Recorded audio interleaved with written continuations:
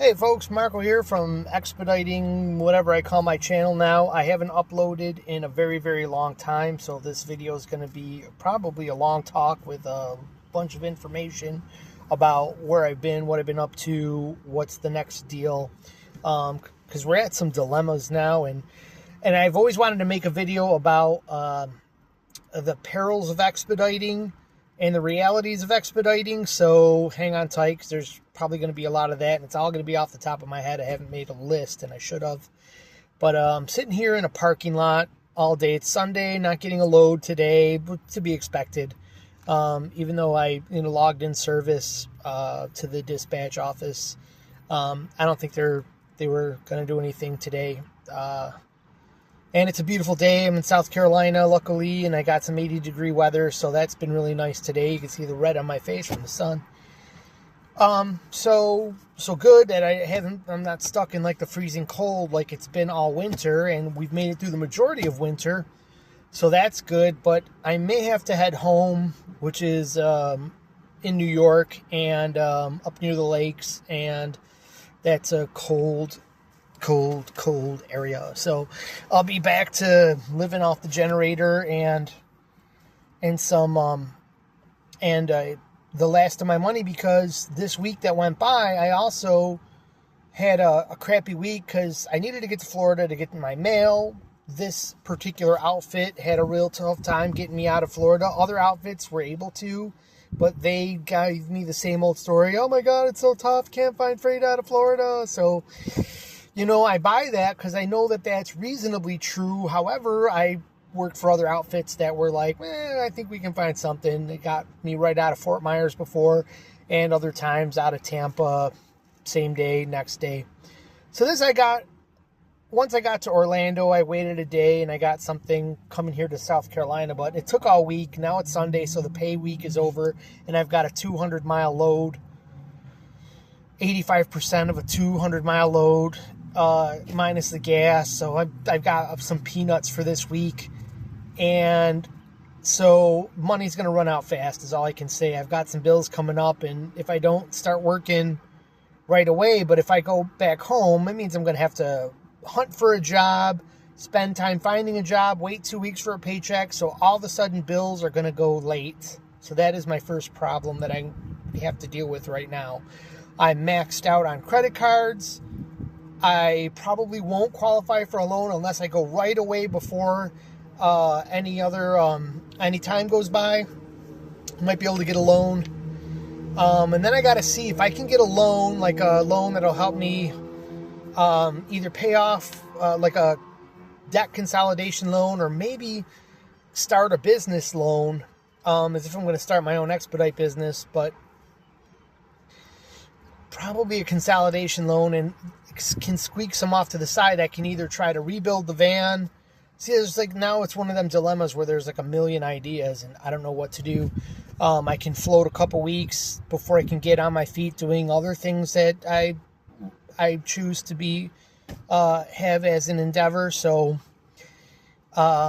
expediting has been fun, but lately there's two things. My van is older and it's kind of becoming, and the pay rate that they give at 85 cents a mile is artificially low, and it gives you enough to basically, you could make some money if you have a newer van that's not breaking down all the time. If you got an older van like this one and it starts having trouble, you're gonna, because they're giving you loads every there's a bunch of sweetheart loads, meaning they're light, not too heavy, for whatever you're driving, but they got some. They'll get you going through the mountains with, you're up to max carrying capacity, stressing all your components in the van, and with the heat of running nonstop for 14 hours at a time in these vans, they can't take it. A turbo motor can't take all that.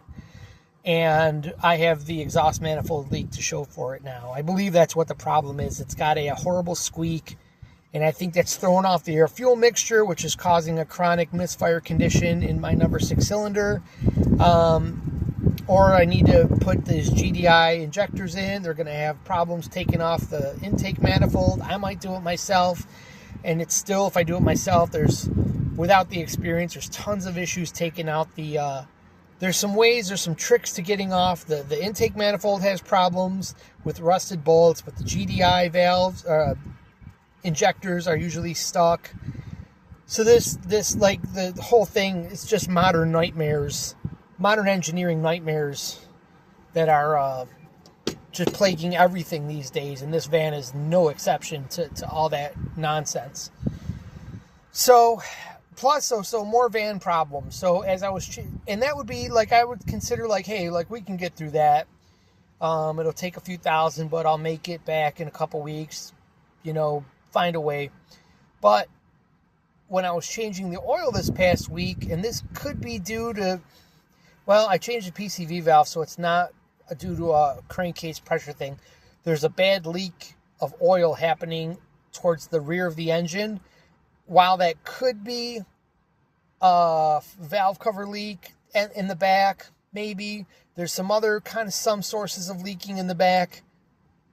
It could also be a rear main seal. And if this thing needs a rear main seal, then I'm out of business, because it's a huge job. We're going to have to take off the whole the undercarriage once again. I've heard some people say they just got away with being able to move the transmission back a little bit, but even if you can do that, it's going to be a nightmare of impossibility. So there's a real problem there.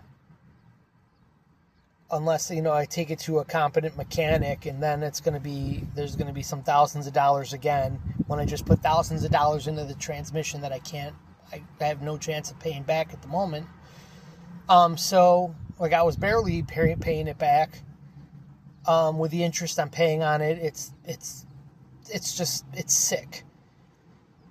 So I'm really at a dilemma. If I park the van, I could technically maybe sell the transmission to someone else who needs one and get my money back for it, aside from losing out on the labor. But that'll help with paying it back and getting that credit card down into a normal range. However, I'd probably have to use that money to stay afloat for the time being. And then I'm going to have a dead van parked somewhere where I don't really have the ability to park it. I have a storage area, but I'd be really leaning on the landlord, who doesn't say much when I do these things, but it's not cool. And I don't want to be a douche to the guy. And then, because he's got problems with the town people that'll say, like, why is there an extra vehicle there? It is hidden in the back, but they still poke around sometimes and say things, especially as spring rolls around. And then on top of that, I'm basically living out of the back of the van, so I'd still need to keep it parked there. If I parted it out, I got a dead van that can't move, that I'm now using as like a living thing. So I've got a lot of problems now, because I decided to be an expediter again, and I killed my van. So it's got 375,000 on it. I got a good deal on it. I put 120,000 miles on it myself, so it wasn't a sweet deal, but it's been my apartment. I didn't have to pay for any rent, so the savings pretty much equaled out to, I probably, just about broke even on the van. Fair enough. So, but now, do I get home from South Carolina with current gas prices? Probably going to be about $200 to $350 just on gas to get home from here, unless I tell them, hey, can you find me one last load to Rochester? That'll probably take them a couple extra days. Then does that work out in my favor or not? I have to weigh all that out. I've been parts cannoning, meaning just throwing parts at this thing. Hey, can I, maybe the sound I'm hearing is just the PCV valve system. It wasn't that. Maybe it was the high pressure fuel pump. $240 later, it wasn't that. Maybe now, so I can keep on doing the maybes. If I do coils, it's going to be another $500. It might not do anything. If I do all coils and spark plugs, add in another $75 to $100 for the right spark plugs. not going to be a good. If it doesn't do anything to fix the problem, then I'm shit out of luck on that money too. And I can't keep pissing away this money because I can't really take any more loads because they might give me here we got $2,500 going to 2,500 pounds going to Texas. Something where if it was a good running van, just go easy, take my time, and I could probably do it. But with a van that's misfiring, going up hills, well, when you get a heavy load in the back, it's like going up a hill everywhere. And suddenly this thing is going to be misfiring every time I try to get on the highway. Right now I can kind of finesse it. If I just ride it through the gears, I can get it to accelerate reasonably without any misfiring. But if I need to get up and punch it, to get up around in front of an 18-wheeler that's barreling down on me, I can't really do it.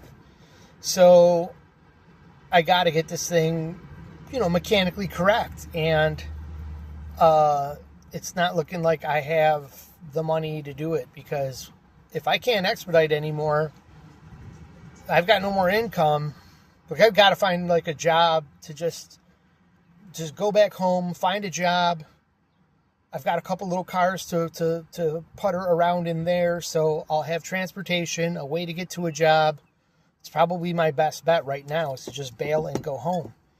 And kind of like why I'm talking this out in a video, just to kind of figure myself out. Because as I'm sitting here, I'm like, do I just log in tomorrow morning, have them give me the next load, and come to find out I'm going to Nebraska with, 1,500 pounds of railroad parts or whatever the case is. And then I'm in Nebraska. Then I got to bounce over here and bounce over there on a van with this bad misfire. So I feel like I got to tell them right now that I'm going to bail. And there's another factor that, with the recent events, you might be watching this in a year and maybe things gotten better or changed. But with recent events, so we don't have to get any kind of political or anything, with recent events, gas has shot up in price again. I was enjoying some nice lower, reasonable prices for a while, so at least expediting was doable at 85 cents a mile. 85 cents a mile is what I made when I started in 2019. Then as I got experienced with the place, they brought me up to 88 cents a mile. Then when I got with another company, I got to 91, 92 cents a mile. Then when I bought my own van and got with a really great expediting outfit, I got whatever they could give me. They just took their cut. And if I could get $1.20 a mile, they gave me $1.20 a mile. If they could work me $1 a mile, they didn't waste time with things that were less than, unless it was a special condition, like they were getting me out of Laredo or getting me out of somewhere crappy so I could at least break even to get to somewhere lucrative, and that's all right. And they paid deadhead miles. It was a decent deal. And of course, I got sick, couldn't expedite. This will take care of some of the backstory of my channel. I got sick. I couldn't work for them. I couldn't do van expediting with what had happened with my heart, my weight gain, and just other perils of expediting. If you don't watch your salt, if you're older like me, and your body is sensitive to suddenly a sedentary lifestyle where you don't get exercise. I've always been like a mover, a stand-up person all day long. Suddenly I'm sitting down all day, eating high salt. This is the kind of food you find on the road, high calorie foods, and the weight gain comes. Ultra processed food, totally bad for your body. The weight gain, the visceral fat, it all caught up with me, and I could barely walk, barely breathe. And so I had to stop expediting completely.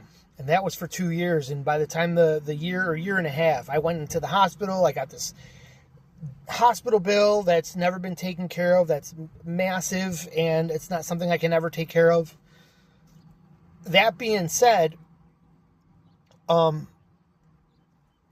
by the time I got back to expediting, that outfit was long gone. And it was a great outfit. But I thought, well, if there's one great one, there's got to be other great ones. But what I did was I signed up with one of these larger outfits, more well-known. And my idea of what I see in this industry, Aside from how much fraud there is in the industry, you can watch other channels that talk about the fraud in the trucking industry. A guy named Axel tells all about that.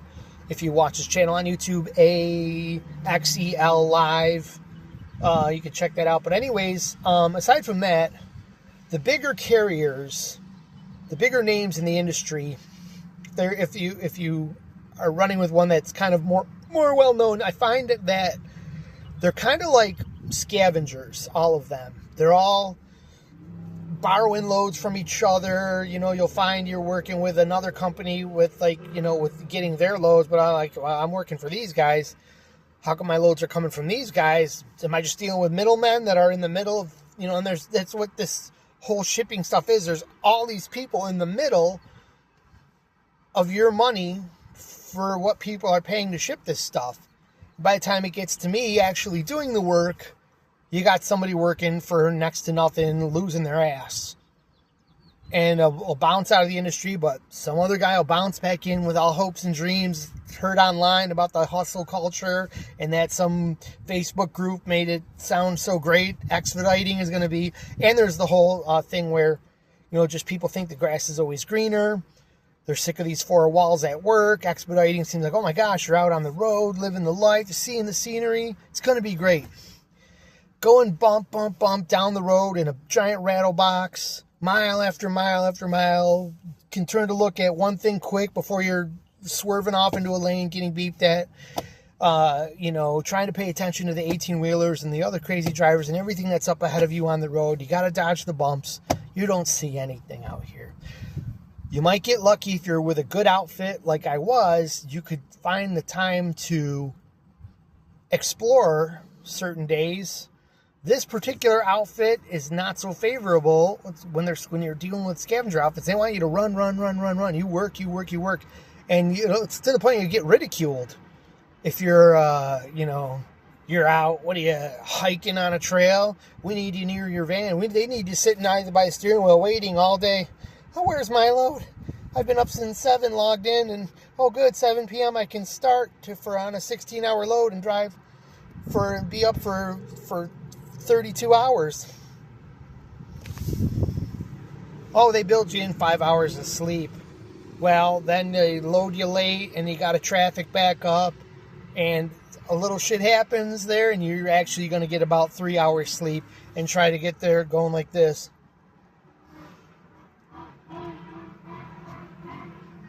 Did you hear me going? That was somebody revving their Dodge Charger. Oh, a Mustang. Sounds pretty cool. Oh, no, it's not that Mustang. Probably is a Dodge. I think he's coming this way. We'll find out in a second. Anyways, maybe he's headed out the other way, but if you couldn't hear that, then it probably just looked weird. But anyways, you're bouncing down the road, and there's no scenery. There's nothing but you beating the crap out of your van and having to pay back your money. You think you're making some money, but the truth is you got to put enough away for taxes and repairs that what you're actually taking home, it looks like you can go on a shopping spree every time you're done with your load. You walk into Walmart like, I'm buying everything I need, right? And I only get select things now, like to eat healthy. I only get like some nuts, some cheese, some beans, just whole foods, simple things. Maybe once in a while splurge on the chips, right? But even that now, they got it so it costs you $60, $70 by the time you get out of there, because you wanted some paper towels, you wanted some coffee and creamer, you wanted some eggs and this shit and that shit, and you got some, you got a bill to pay there. And if you go anywhere else, obviously, then you pay a little bit more. So, there's no win in expediting. Not anymore. Not with the companies, not with these big companies that are going to sit and pay it 85 cents per mile. And now it's been a week and a half, at least, that gas prices have shot up. And there's no, we're talking $1 more per gallon. It's up or more. And like it was like you could find it for $285. Now it's easily $385 in most places on average. Florida was $399. Over here I'm seeing it for $363, $364, $365. There's been no increase even after a week. There's been like, hey guys, hold on, we're gonna work with your with the new rates. We've got we can get you 86 cents per mile, which would be nothing. 1 penny a mile is not going to cover what's going on here. It would need to be about 4 or 5 cents a mile, so at the minimum. So, which is 85 is already like you signed up like an idiot. So there's another thing. I could also get my own authority. Could maybe try to put a couple $1,000 instead of putting $1,000 into this van. Try to put, if I can scrape up that $1,000 or $1,500 to put in this van, put it down on another van, start again, but then also maybe go through all the motions, which means I would have to pay this money to get my own authority. It's a couple $100 there. I have to wait like 6 months, so I don't know how I'm going to make my living while I'm waiting. Other than maybe try to do some local deliveries with an app or something. That's piecemeal and pennies. But get another van, start again. It would be kind of better in the way that this van that I bought, I liked it. It's really nice. It's really cool. It's got a really wicked build out in the back, AC unit and an onboard generator, but that added a lot of weight and it's kind of overbuilt for what it's for an Expediter van. There's too much screwing around when it's 3 stupid skids because some people can't measure properly and people are screaming at each other. Don't get me started on that load that went all to hell and everybody got pissed off because I was complaining that I wasn't going to take it because I wasn't ready to move everything in my van. But I learned that it wasn't too hard to move this big fridge that I got. You want a fridge, but if you want a fridge like the one here, you're going to have it mounted, going to have the battery system. Those batteries are good, still kicking, but they're going to need to be replaced in a couple of years, if not sooner. The main battery in this thing needs a $200-300 battery coming up. It's getting a little bit weak. It's just on and on and on. There's just expense after expense after expense.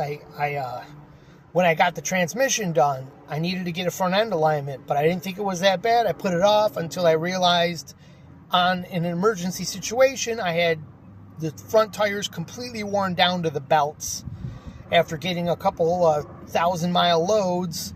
So I had to go spend all that money on getting it realigned and getting 2 front tires on there. So I still have the bill for the original 4 tires. So it's just been expense after expense. But my point was I could go on my own and do this myself, which would mean that I have to find my own loads while I'm driving, or just take the time, find my own loads. I'd be making a little bit more, but the time sitting in between loads to find the loads kind of put me back at probably the same earnings, but I'm running a little bit less, a little more comfortable, a little bit more brakes on the van, and picking the loads that I like and bidding accordingly and making more money without any middleman. But then I have to pay a factoring company to collect all the payments. They're going to take a percentage, so I'm back down to making a little bit less per mile. And it just ends up being a lot of headache for almost maybe a little bit more pay. And an experienced expediter recently gave me his best advice, and he said, don't bother, just stick with a carrier. Why take on all that hassle? So I don't know. Well, you know why I take on all that hassle? Because doing it yourself is always best. And never stop relying on other people to be in the middle and rip you off. But he's older and wiser, and he's done this more. So I can kind of buy his advice, or take his advice credibly and trust it. So I don't necessarily want to do that, and it's kind of not feasible now that I really couldn't wait the 6 months to get started anyways. So still the dilemma is, after this long talk, am I about to be done with expediting?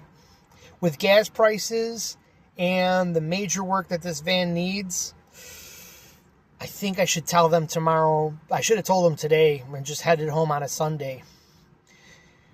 Just told them it's about, probably about 14 hours from home, I'd say. South Carolina, yeah, it's not great. Yeah, this is easily 15 hours. Should just go to the beach tomorrow. And then head home on Tuesday. Fuck it, I don't know. But I think that's where I'm at. I think I'm going to have to tell them. I'm going to kind of look right now. There's a chance that with my new PCV valve that maybe it was too much crankcase pressure pushing some oil out past the seal and the leak has stopped. Maybe if I change to some high mileage oil that's specifically formulated to expand the seals and do its best to try to stop leaks, maybe that can help. But if that doesn't help and it keeps on getting worse, then I'm going to be really screwed out there with a oil leaking van. And it leaks right onto the exhaust pipe, so it smells as I drive. So it's, I noticed there's a bunch of residue along the back of the van, so I think it's really bad when I'm driving, not necessarily when I'm parked. So I got to keep my eye on the oil level. I think I'm in some hot water here. And before I take a load that gets me, if I break down, if I really got a problem where I can't take a load and I'm in the middle of somewhere, that means more time has gone by. I've spent more money on gas that I'm not going to get, I'll get recouped on. Well, if I break down on a load, I'm only going to get whatever they give me if I can't complete a load. So now I'm on a big gamble, and I don't want to do this job on a gamble. So I feel like maybe it's time that I just play it safe. And the best thing I can do is ditch home with what I got, park the van, live on the cold temperatures it's only going to be it's April. I got probably a month before it'll be pretty reasonable outside, not needing the air conditioning or the heat. So, I think I'm probably looking like this is the end of expediting until if I can tear apart the van while I'm there, and if I can get it back in tip-top shape, if I can find $1,000 or more, because I'm thinking if I rip the front end off of this van, because this is really what you got to do. I mean, shit, I might as well just pull the motor out and to put the rear main seal on it. But at that point, why put a rear main seal and Band-Aid up a motor with 375,000 miles on it? Just get a whole new motor. Just spend the $4,000 or $5,000, or find a junkyard motor. That's probably not going to be any better, but find a motor. Maybe an erect one, maybe an erect 2020 with a certain amount of miles on it, and get that in here.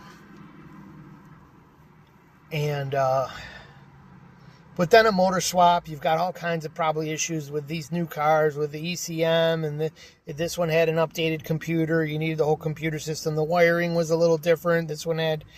So there's going to be all kinds of the things will never run right again, basically, is what I think. Unless I get basically just a fresh block and heads and plug it back in to everything that was in this van. Well, I guess if I got a used motor, I could tear it down to block and heads and run it like this one was. So I guess maybe that isn't as much of an issue. But still, if I did that, I'm still dealing with a van where the rear end, the front suspension, the struts, the windshield needs to be replaced eventually. Without everything, with 375,000 miles of wear on it, these vans can go to 500,000 miles. A lot of guys will take them before they retire them, and some of them are still running after that. Some guys have pushed them past 8. But I don't know. If you do all that much rebuilding, And then is it still going to need, it's still going to milk you on parts for all the other parts that are failing, all the suspension parts that'll probably need to get fixed again. It feels like they didn't put the front end together right, to be honest with you. It's got bent tie rods, or it's got some issue where it's been realigned, but the steering has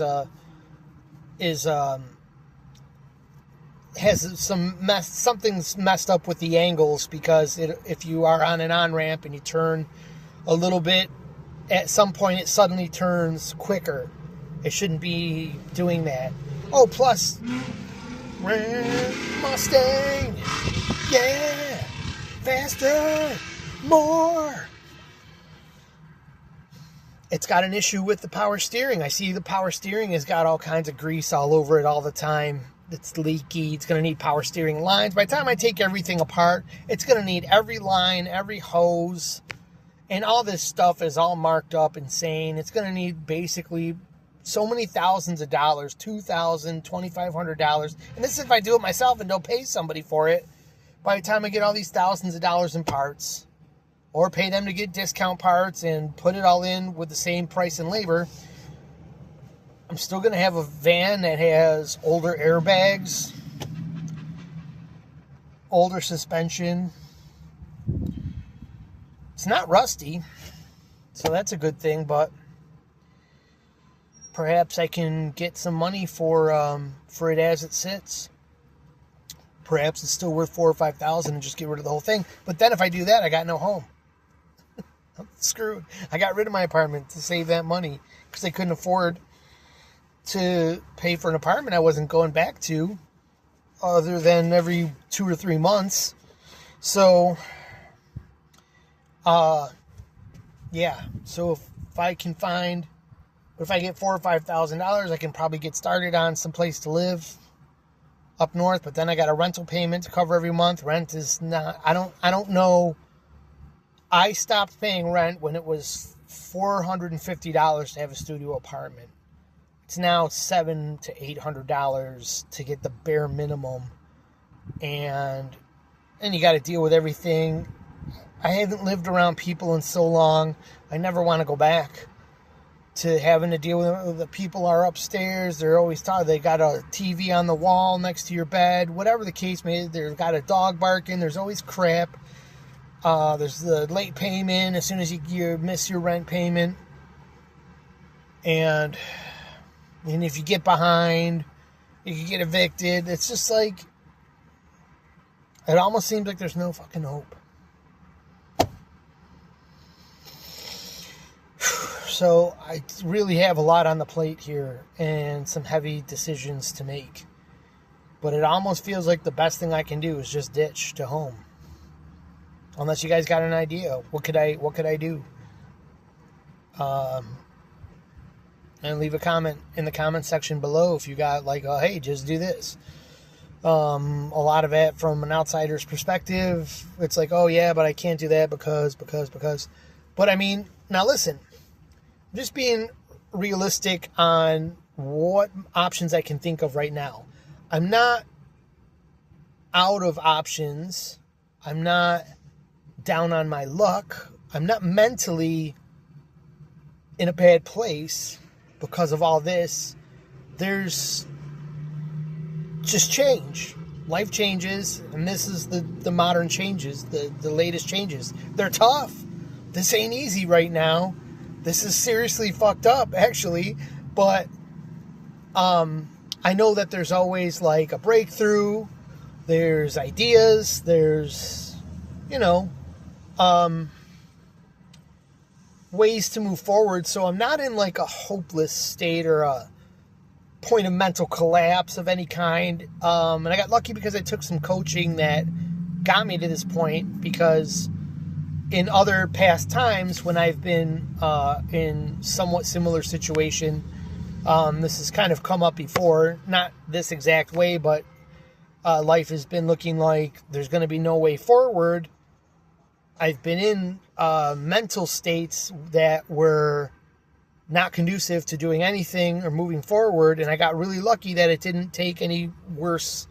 I didn't take any worse action on the way I felt, which was like hopeless, powerless, weak, gone, collapsed, blah, blah, blah, blah, blah, blah, blah, blah, blah. Stuff I was making up in my head about life. This is just life. This is the experience. This is the latest experience.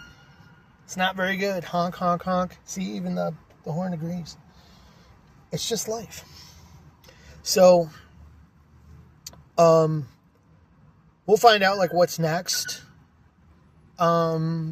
Perhaps there's other things I've wanted to do with my life, and maybe this is the turning point. Maybe this is the kick in the ass that had this van just kept on running. Maybe I would have been keeping on going, doing this, and wasting time that I could be spending doing my new endeavors, teaching some guitar. There's other things. There's ways to, I'd like to get into some side work with marketing, selling things on some of these apps for residual cash. So between some of these ideas, I might be able to make a reasonable income. So what do you think? Time to change course and do some fun things? I think so. But now I got to get the courage to tell this company, hey, look, I think the show is over. So that being said, we'll make this video over, and tell me what you think in the comments below. Like, subscribe to my channel if you want to. Rookie Van Expediting, is that what I'm calling it? That was an old name. I don't know what I'm calling it now, but thank you for watching and listening to all this for 32 minutes with some weird sounds happening now with some people acting cuckoo. It's the Carolinas. I'm not a big fan of the Carolinas because every time I come here, it's like the mecca of cuckoo, I think, on the East Coast is all problematic. Because I've noticed places where everything seemed chill and relaxed.